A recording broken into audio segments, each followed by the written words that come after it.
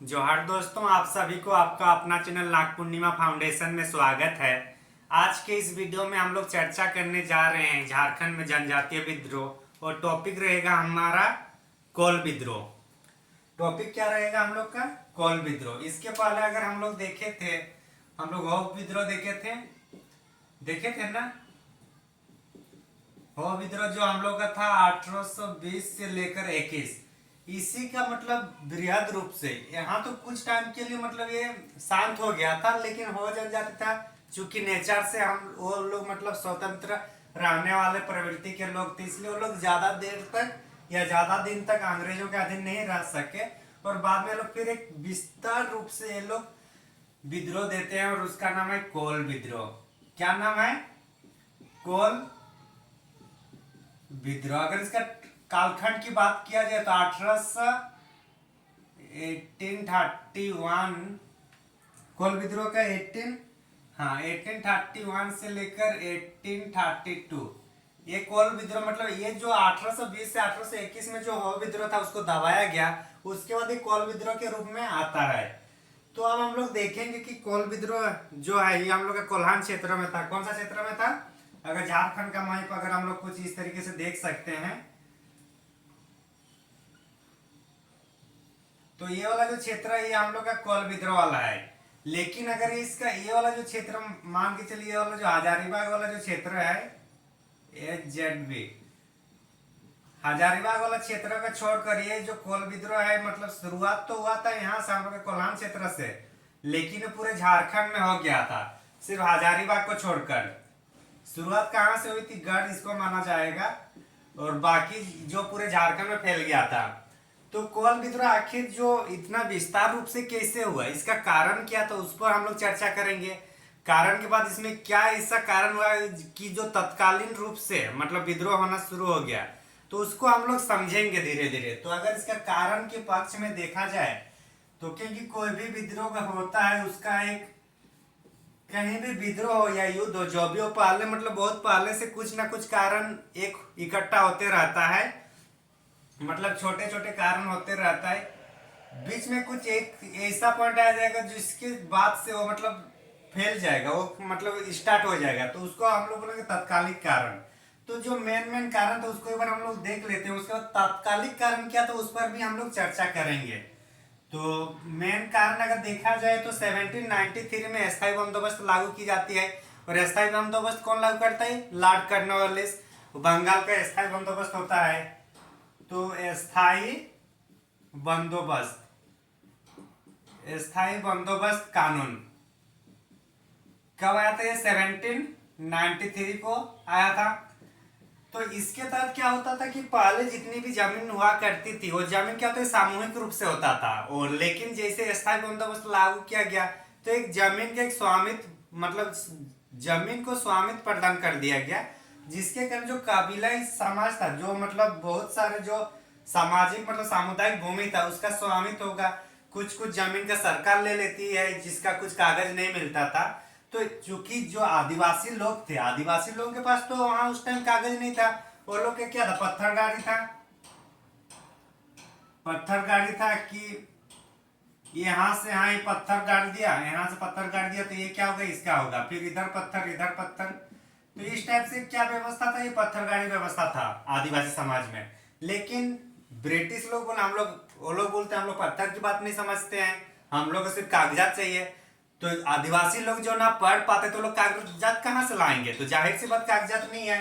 तो जो जमीन जो कागजात के रूप से नहीं मिला वो किसके अधीन चला गया? सरकार के अधीन चली गई। और चूंकि वो जमीन किसका था? गांव के लोगों का था, क्योंकि गांव में किसी के पास कुछ कागज नहीं होता था। तो इसलिए इस बंदोबस्त जो कानून है इसमें विरोध होना शुरू हो गया था।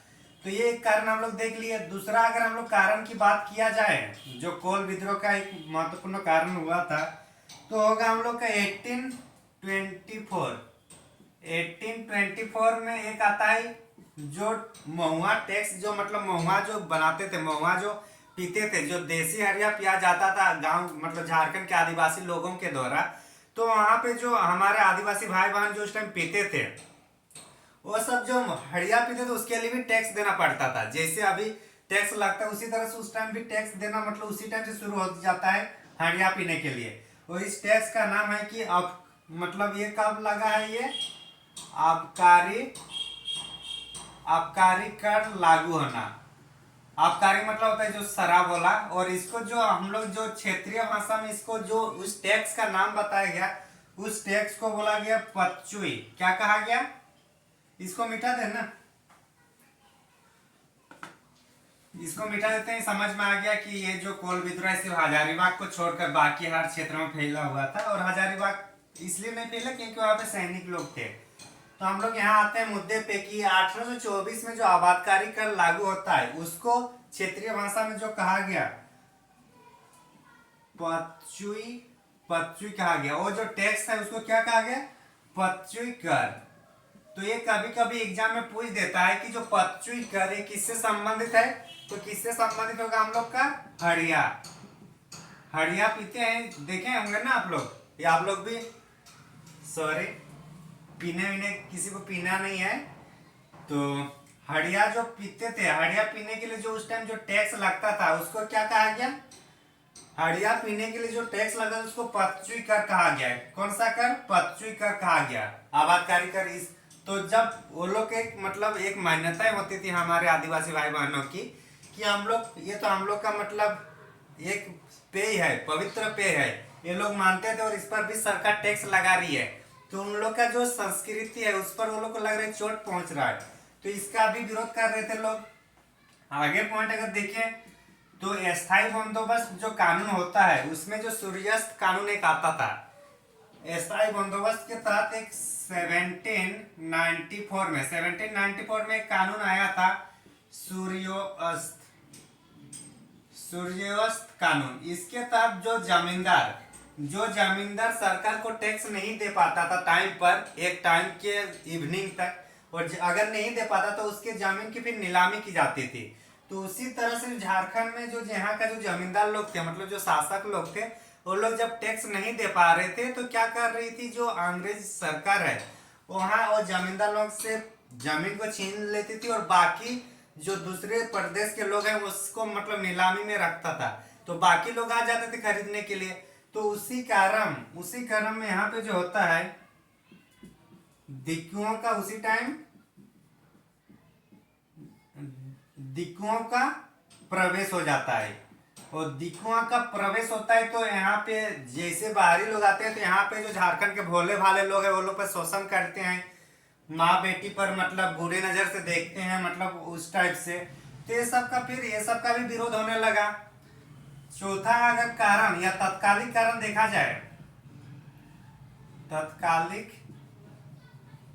तत्कालिक कारण में अगर हम लोग देखें तो तत्कालिक कारण में यही होगा कि चलो आप लोग दिक्कू आए, वो लोग शोषण किए, जमीन लूटे, पैसा लूटे, जो भी लूटना लूटे, लेकिन जब बात घर की इज्जत की आती है तो कोई नहीं मानता। तो वही जो तात्कालिक कारण इतना वो लोग प्रभाव मतलब इतना ये लोग शोषण करने लग गए कि ब्रिटिश अधिकारी और दिक्कुओं ने कि मतलब जो समाज में घर में जो माँ बेटी उस पर भी नजर रखना शुरू कर दी बुरी नजर में, वो लोग पर शोषण अत्याचार करने लगा। तो तत्कालिक कारण जो है महिलाओं पर अत्याचार, मतलब महिलाओं पर वो लोग तरह तरह के अत्याचार कर रहे थे। तो ये सब का विरोध करने के क्रम में ये सब जब देखा कि दिक्कू लोग यहाँ तक आ गए, अपने घर परिवार तक आ रहे, तो फिर अब बोला कि अब तो हम लोग नहीं सहने वाले हैं, बहुत देख लिया आप लोग को, बोले अब यहाँ से निकाल के भेजना है। तो इसी से फिर कोल विद्रोह हम लोग का शुरू होता है। जो तत्कालिक कारण क्या होगा, महिलाओं पर अत्याचार होना। तो इतना जो कारण है, कारण हम लोग समझ में आ गया होगा, क्योंकि हम लोग का मेंस में भी लिखना है कोल विद्रोह, हम लोग का मेंस के टॉपिक में भी है झारखंड का जेपीएससी का। तो हम लोग ये सब कारण भी वहां दिखाना है। तो अब हम लोग ये सब कारण देख लिए, अब एक तत्कालिक कारण के साथ साथ जो और थोड़ा कहानी है उसको भी हम लोग देखेंगे। हम लोग कारण देख लिए कि क्यों हुआ, अब ये देखेंगे इसका नेतृत्व कौन करेगा, इसका हीरो कौन बनेगा, ये विद्रोह का नेतृत्व किसके सहयोग से चलेगा, क्या क्या है उसको हम लोग देखेंगे। तो एक्चुअली जो विद्रोह होने से पहले जो यहाँ पे मतलब सिंगाराय मानकी जो सोनपुर क्षेत्र का, सोनपुर परगना के जो मानकी था सिंदराय, कौन, सिंदराय, कहाँ के? सोनपुर परगना का। तो सोनपुर परगना का जो मानकी थे सिंधराय, चूंकि जो सूर्यास्त कानून के टाइम क्या कहा गया कि अगर समय पे अगर जमींदारी को अगर पैसा नहीं दे पाते ब्रिटिश अधिकारी को, तो जमीन को बेचना पड़ता था, नीलामी करती थी, तो उस टाइम फिर लोग आ जाते थे। तो जो सोनपुर परगना, सोनपुर परगना के शासक मानकी कौन थे? सोनपुर प्रखंड जो सोनपुर परगना है उसके मानकी थे सिंधराय। कौन थे? सिंधराय। सिंधराय तो, और इनका एक भाई था बिंदराय। तो दोनों हम लोग एक ही बात देख रहे हैं, बिंदराय। सिंधराय बिंदराय इसलिए बोला जाता है। तो एक्चुअली क्या हुआ कि सिंधराय जो मानकी था वो ब्रिटिश शासन को समय पर जब टैक्स नहीं दे पाता है तो उनकी जमीन की मतलब नीलामी की जाती है, और नीलामी करके इसकी जो जमीन है, जमीन जो है ये ब्रिटिश अधिकारी अंग्रेज सरकार। तो एक्चुअली नीलाम कौन करेगा? अंग्रेज सरकार। तो ये जो जमीन है इसको नीलाम करके किसको दे दिया? सिखों को दे दिया। सिखों को दे दिया ये लोग का जमीन। किन लोग का? जो यहाँ पे मानकी जो जमीन, जो वहां पे जो शासक है, स्थानीय शासक, वो लोग से जमीन लेकर किसको दिया गया? सिख लोगों को दिया गया। यहाँ तक तो चलो इनको समझ में आ गया कि हम लोग टैक्स नहीं चुका पाए, तो इसलिए हमारी जमीन को इन्होंने, अंग्रेज सरकार ने ले ली और ब्रिटेन मतलब सॉरी सिखों को दे दी। अब सिख लोग क्या किए ना, ये लोग थोड़ा और ज्यादा मतलब अपने आप को शोषण करने लगा, अत्याचार करने लगा सिंधराय बिंदराय पर। यहाँ तक कि इन लोगों की जो बहन है, सिंधराय बिंदराय की जो बहन है, छोटे छोटे जो बहनें थी, वो बहनों पर भी ये लोग नजर डालने शुरू कर दिए, और वो लोग के साथ मतलब यौनाचार किए। यौनाचार करने के कारण, और मतलब जब घर की इज्जत की उस टाइप से बुरी नजर में देखते हैं इनके बहनों पर, तो बोला कि एक तो हम लोग का जमीन ले लिए, ऊपर से हम लोग बेटी बहन पर भी ध्यान दे रहे हैं, तो बुरी नजर से देख रहे हैं। तो ये लोग को सहा नहीं गया। जाहिर सी बात है किसी को नहीं सहा जाएगा इसे में। तो ये लोग पूरा मतलब फिर ग्रुप बन जाता है, और आप सोचते हैं कि अब तो हम लोग को नहीं रोकना है, तो ये लोग फिर इसको आक्रमण कर देता है। किसको आक्रमण करता है? आक्रमण करते हैं इसको सिक्कों पर, और सिक्कों से जितना गांव था, जो ये लोग के पास जो गांव था, वो गांव कौन ले गया? फिर गांव ये लोग के हाथ में फिर दोबारा आ गया। किन लोग के हाथ पे आ गया? जो मानकी लोगों के पास। ये एक कारण था। दूसरा जो कारण था उसको भी हम लोग देखते हैं। एक कारण था, दूसरा कारण था यहाँ पर, दूसरा कारण था कि जो बंदगांव ना, सिंहभूम में एक बंदगांव क्षेत्र है। सिंहभूम में कौन सा क्षेत्र है? बंदगांव।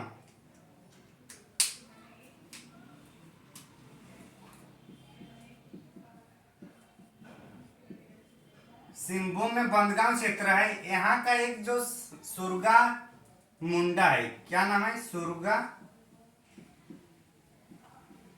सुरगा मुंडा यहाँ का जो मानकी था इस क्षेत्र का, सुरगा मुंडा जो इस बंदगांव के व्यक्ति थे, और इनकी मतलब यहाँ पे मतलब, और एक यहाँ पे आता है मतलब एक मुस्लिम जो आता है, मुस्लिम व्यक्ति, उसका नाम है जफर अली। क्या नाम है? जफर अली। दिख रहा है ना? एक मिनट, हाँ थैंक यू। तो जो जफर अली जो यहाँ पे आ रहा है, जफर अली क्या किया ना, जो सिंहभूम के बंदगांव का जो सुरगा मुंडा है, सुरगा मुंडा के वाइफ पर इन्होंने अत्याचार करता है, मतलब यौनाचार करता है। कौन? जफर अली ने। जफर अली ने ऐसा कर दिया, सुरगा मुंडा को अब लग गया हमारे घर भी अब सुरक्षित नहीं, हमारा परिवार भी सुरक्षित नहीं है। तो ये सुरगा मुंडा और इधर सिंधाराय बिंदाराय दोनों मिलकर ये लोग आपस में ये सब दोनों मतलब ये सब आपस में मिल गए, और सब मिलकर, चूंकि किसी एक घर में ऐसी बात आ रही तो कल दिन किसी और के घर में भी ऐसा होगा, तो इस तरह से क्या होगा, उसकी प्रवृत्ति बढ़ती जाएगी। तो उसको रोकने के लिए सुरगा मुंडा सिंधराय बिंदराय ने मिलकर जो विद्रोह को मतलब अंजाम दिया। पहले तो इसका जो सिखों का था, जो बहन लोग को साथ अत्याचार किए थे, जो मतलब शोषित किए थे, उसके बदले सिखों का जितना गांव था सबको मतलब आग लगा दिया, और उसके बदले फिर जितने गांव था उसको ले लिया। दूसरा बात है, सुरगा मुंडा को भी बदला लेना था अपनी बीवी का, तो उन्होंने जो जफर अली था, जफर अली पर पूरा अटैक कर दिया और इनको मतलब समय मतलब मैदान में ही मार देता है जफर अली को। तो ये मैदान में ही मर जाता है कौन, सुरगा मुंडा ने इसको मार देता है जफर अली को। तो इस तरह से ये विद्रोह जो नहीं, विद्रोह इस तरीके से मतलब तत्कालिक कारण और इसका भयावह रूप हम लोग देख लिए कि कैसे विद्रोह हुआ। जाहिर सी बात, हम लोग का भी अगर कुछ इस टाइप से हुआ तो हम लोग के पास भी जो खून है वो खोल जाता है, तो उसी तरह से हुआ। तो ये जब विद्रोह है, ये हम लोग जो देखे हैं, ये कोल विद्रोह का हम लोग जो कहानी था उसको देखे हम लोग कैसे हुआ, कैसे जो बृहद रूप से एक जो आंदोलन है वो आंदोलन बना। स्क्रीनशॉट लेना है तो ले लीजिए पहले।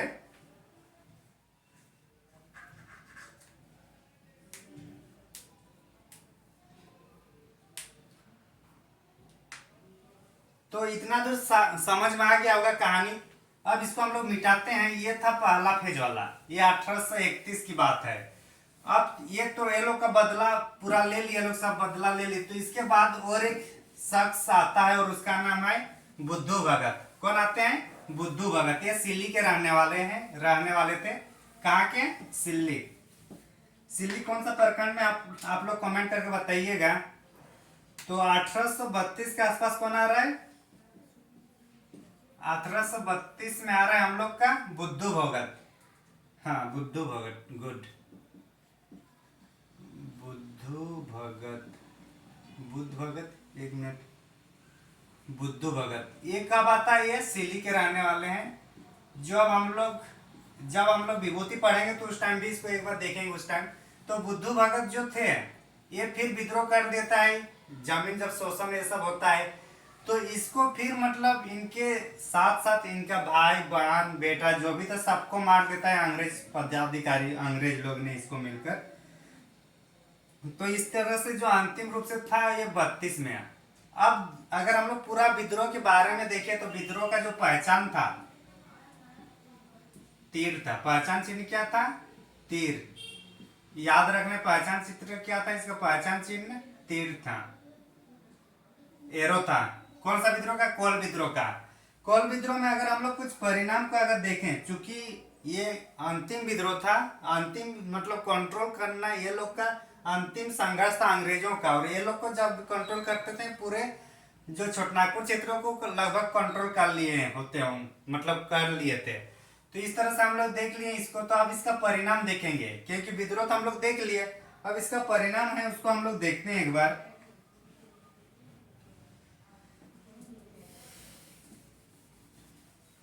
विद्रोह इतना भयानक है तो परिणाम भी ठीक ठाक होगा, नहीं तो कैसे इतना बड़ा विद्रोह को कंट्रोल किया जा सकता है। तो इसका परिणाम में अगर हम लोग देखें तो कुछ महत्वपूर्ण परिणाम इसमें आता है, उसको हम लोग चर्चा करेंगे। परिणाम में अगर सबसे पहले अगर इसमें देखें तो जितना भी मतलब हानि, तो जान माल की हानि दोनों साइड हुआ था। जान माल की हानि ये दोनों साइड हुआ था, इसमें कोई डाउट नहीं है। दूसरा अगर देखा जाए तो इसमें डेंट और विल्किंसन, यहाँ पे जो ये लोग दमन कर रहे थे, दमन मतलब जो विद्रोह को दमन कर रहे थे, डेंट और विल्किंसन, डेंट और विल्किंसन जो है ये दोनों को मिलाकर छोटनागपुर क्षेत्र का, एक मिनट, हाँ, छोटनागपुर का संयुक्त आयुक्त नियुक्त कर दिया गया। सीएम मतलब छोटनागपुर का, संयुक्त मतलब दोनों का आयुक्त बना दिया गया संयुक्त रूप से। किस किस को? डेंट और विल्किंसन को। किसके विरोध मतलब किसके परिणाम स्वरूप? कोल विद्रोह के परिणाम स्वरूप। एक पॉइंट हो गया। दूसरा पॉइंट आ गया।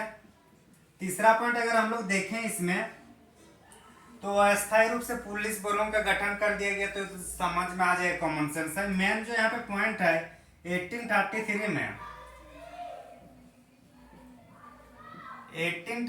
में यहाँ पे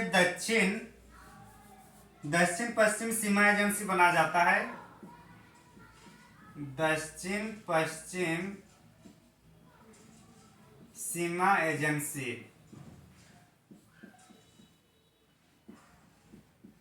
दक्षिण पश्चिमी सीमा एजेंसी का निर्माण किया जाता है। कब? 1833। और इसमें किस किस क्षेत्रों को मिलाया जाता था? छोटनागपुर के खास क्षेत्र को, छोटनागपुर का खास क्षेत्र होगा, साथ ही साथ इसमें होगा हम लोग का पलामू, पलामू खड़गडिहा।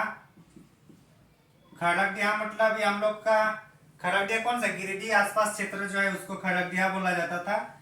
फिर रामगढ़, और एक क्षेत्र है हम लोग का करुंडा। तो ये सब जो क्षेत्र है, ये सब क्षेत्रों को मिलाकर क्या बनाया गया, दक्षिण पश्चिम सीमा एजेंसी, मतलब साउथ वेस्ट फ्रंट एजेंसी, यही होगा ना, साउथ वेस्ट फ्रंट एजेंसी, दक्षिण पश्चिम सीमा 1833 में बनाया जाता है। इसका हेडक्वार्टर अगर देखें हम लोग तो हेडक्वार्टर कहाँ होगा, बिशुनपुर होगा, दिख रहा है ना,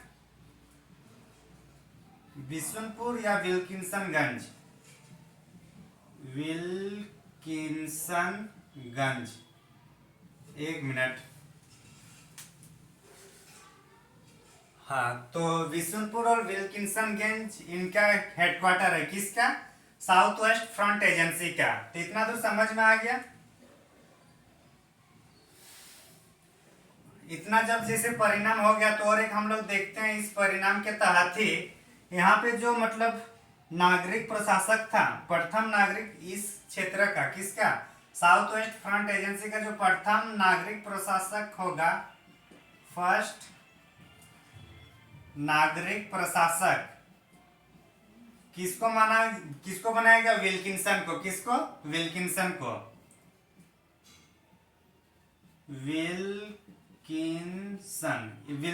विल्किंसन को मतलब प्रथम नागरिक प्रशासक बनाया गया साउथ वेस्ट फ्रंट एजेंसी का, किसका, साउथ वेस्ट फ्रंट एजेंसी का।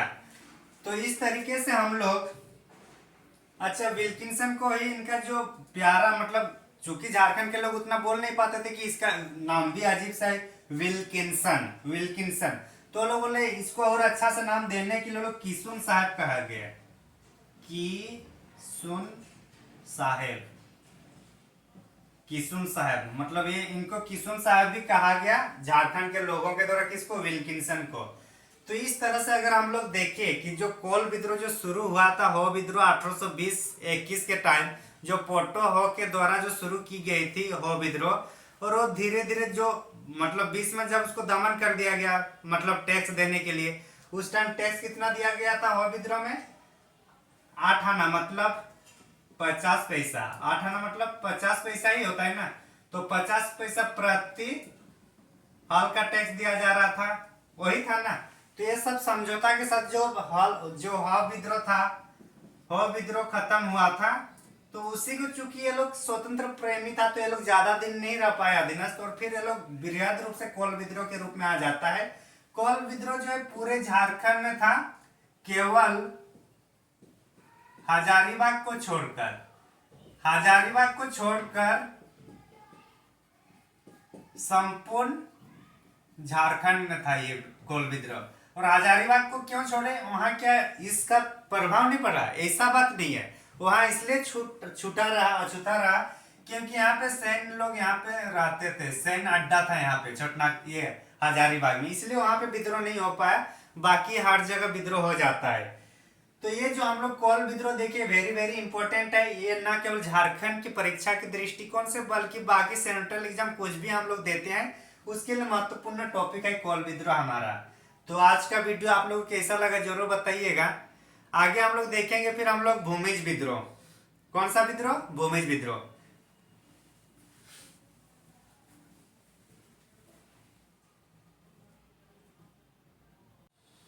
तो अभी हम लोग जो चर्चा करने वाले हैं वो हम लोग का टॉपिक कौन सा है, भूमिज विद्रोह, मतलब कोल विद्रोह जो हम लोग जस्ट अभी देखे, उसके बाद हम लोग भूमिज विद्रोह देखेंगे। एक्चुअली कोल विद्रोह जो हो रहा था, कोल विद्रोह हम लोग का हुआ 1831-32 को हुआ, और यहाँ पे चूंकि अगल बगल जब विद्रोह होगा, दोस्त का दोस्त दोस्त, दोस्त प्लस दोस्त इजिकल टू दोस्त होता है, दोस्त का दुश्मन, दोस्त का दुश्मन क्या होगा, दुश्मन, दोस्त का दुश्मन दुश्मन, और दुश्मन का दोस्त, सॉरी, और दुश्मन का जो दुश्मन का दोस्त क्या होगा, दुश्मन का दोस्त, नहीं सॉरी, दुश्मन का दुश्मन दोस्त होगा ना, दुश्मन का दुश्मन दोस्त। तो इस टाइप से कुछ हम लोग का जो मतलब निजी जिंदगी चलता है। अगर मान के चलिए कोई दोस्त है और उसका भी है, तो उस दोनों में मिलकर दोस्त बन जाएगा। मान के चलिए कोई एक ए है, उसका दुश्मन बी है, ठीक, और इसका दुश्मन बी का दुश्मन और एक कौन है, सी है मान के चलिए। तो बी का दुश्मन कितना, कौन कौन सा, ए है और सी है, तो ये दोनों आपस में क्या होगा, दोस्त होगा ना, दोस्त होगा कि नहीं, क्योंकि दोनों का दुश्मन एक है। उसी तरह से जो अंग्रेज लोगों के विरोध में जो जैसे कोल विद्रोह हो रहा था, वो लोग का दुश्मन कौन था, ब्रिटिश। और यहाँ पे जो भूमिज विद्रोह होगा, इसका भी जो विरोध मतलब विरोध किया जाएगा ब्रिटिश को। तो दोनों ने ब्रिटिश पर हमला करेंगे, विरोध करेंगे, तो आपस में एक दूसरे से ये लोग दोस्त होंगे ना, होंगे कि नहीं होंगे, होंगे। और यही कारण है कि कोल विद्रोह और भूमिज विद्रोह हम लोग को एक दूसरे से मिलता जुलता, मतलब कोल विद्रोह का ही एक्सटेंड, या फिर बोले तो कोल विद्रोह के बाद जो उसका जो बचा हुआ कुछ था, वो भूमिज विद्रोह हम लोग को देखने को मिलता है। तो चलिए हम लोग शुरू करने जा रहे हैं भूमिज विद्रोह। कौन सा, भूमिज विद्रोह। जैसे कि हम लोग पहले चर्चा किए थे, कोई भी विद्रोह जब हम लोग देखेंगे तो हम लोग को उसमें 4 चीजें जानना जरूरी है। तो भूमिज विद्रोह के बारे में अगर हम लोग देखें,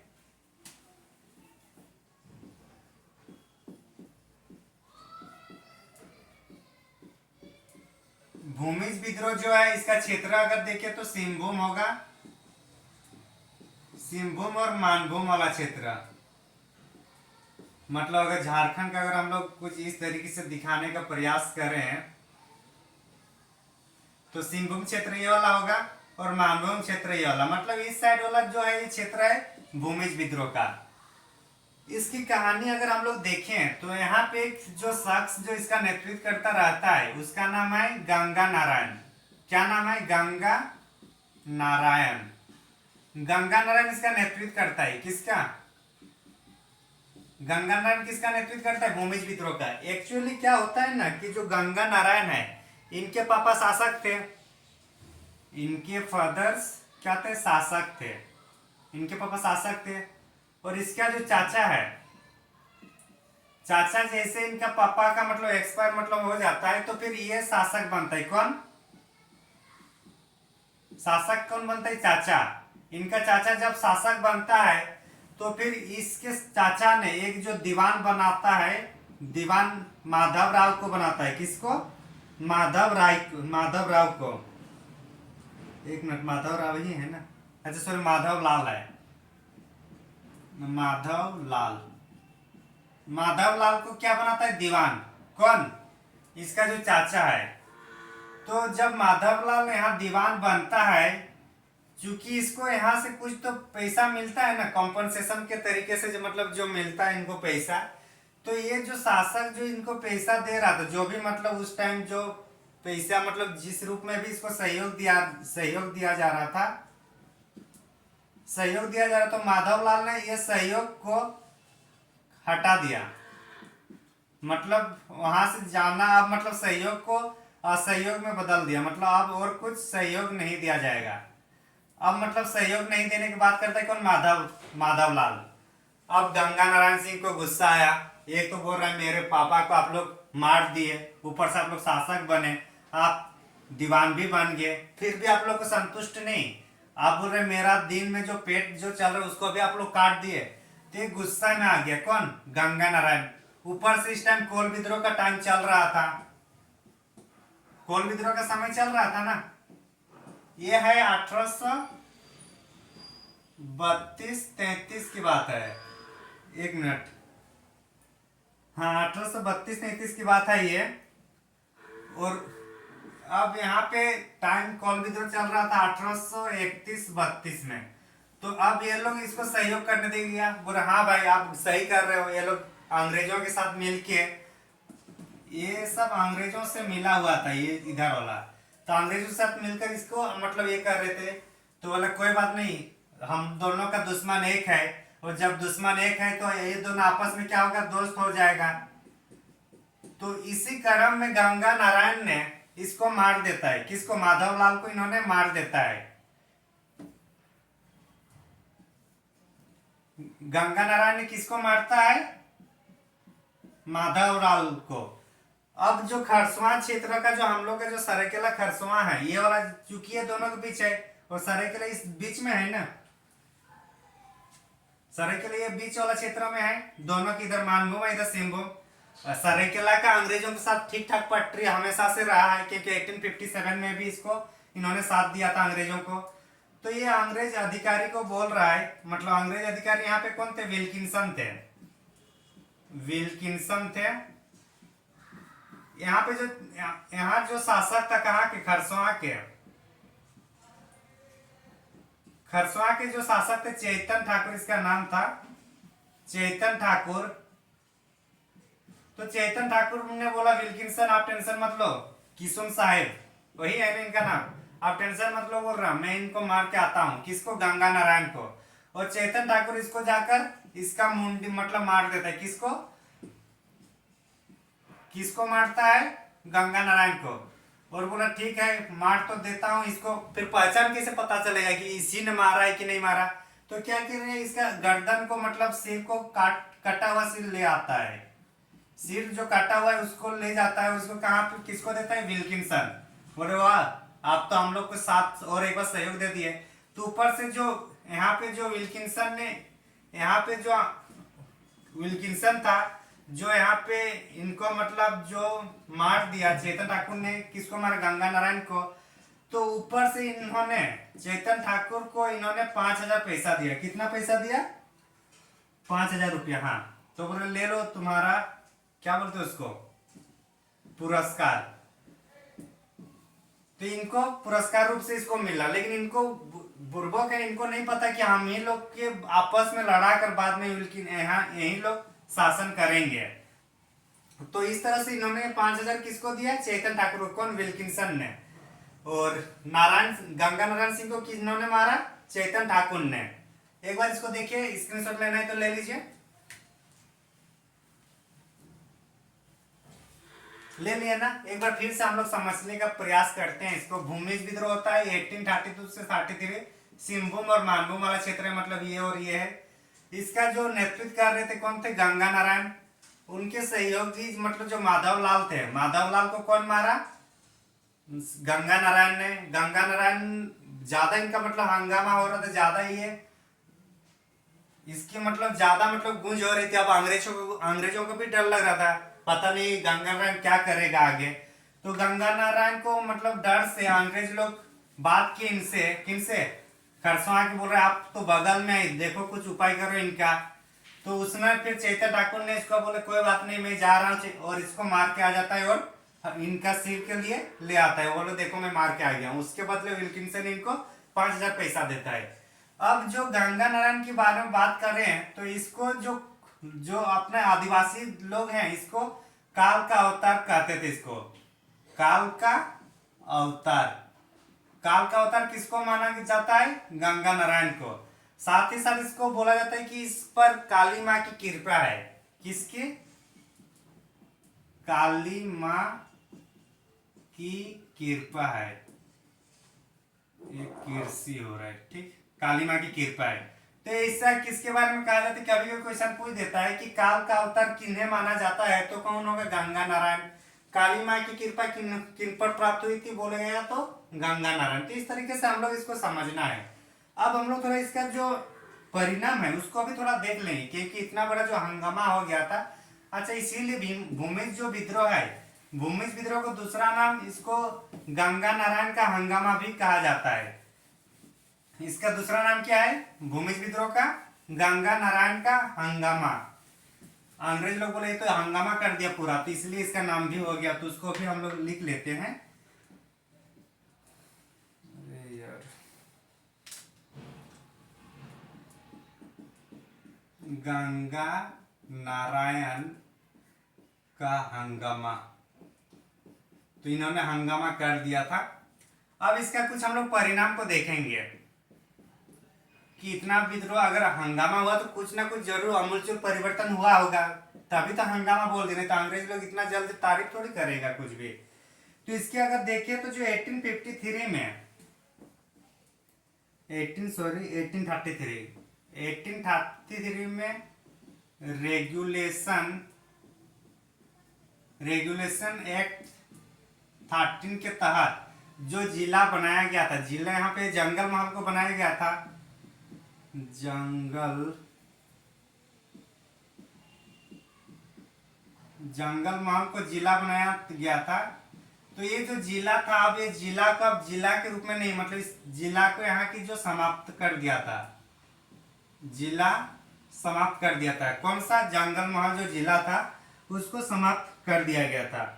अब ये जिला समाप्त हो जाएगा तो फिर नया जिला आता है, नया जिला का निर्माण होता है, फिर नया जिला बनाया जाता है किसको? मानभूम को। बोल रहे हैं यहाँ पे बहुत आप लोग विद्रोह कर रहे हो, मैं यहीं पे रहता हूँ, देखता हूँ, मैं यहाँ पे रहूंगा, फिर आप लोग कैसे विद्रोह करेंगे वो चेक करेंगे, बोलता है।